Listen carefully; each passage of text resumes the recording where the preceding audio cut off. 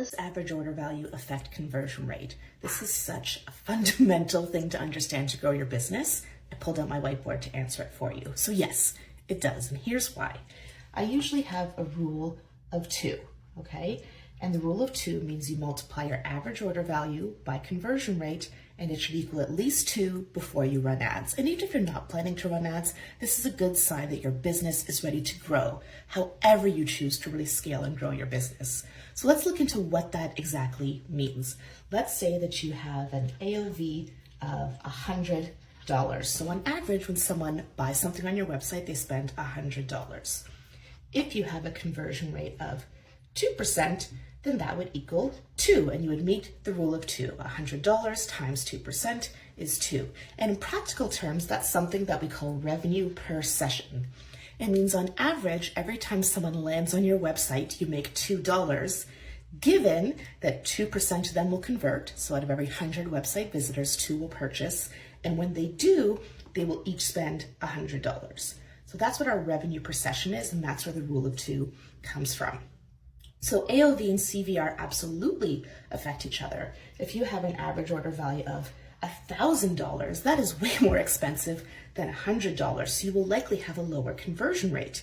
But to meet the rule of 2 here, you would actually just need a 0.2% conversion rate to equal the rule of 2. And it works the other way too. Let's say you have a really inexpensive product and your average order value is only $10.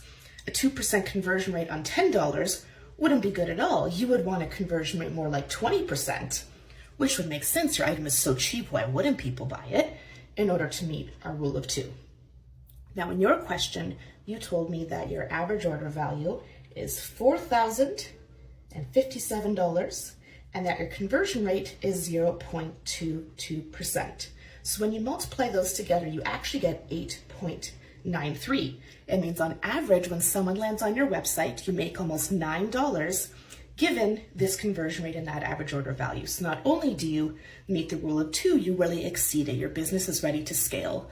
And does that mean that you're done? You succeed? You want a business? I mean, you could be. There's always room to improve, right? There's no good or bad average order value. There's no good or bad conversion rate. There's just what they are today and how they can improve tomorrow. So as you improve your conversion rate, as your conversion rate goes up, your average order value might come down a bit, but the goal at the end of the day is to get your revenue per session higher, or even better, your profit per session higher. So I hope that helps, and if you want to dive into this further, I have a course that goes really into detail about conversion rate and average order value, as well as how to drive organic traffic, build retention, all that good stuff. It's called the Growth Formula, and you can learn more at the link in my bio.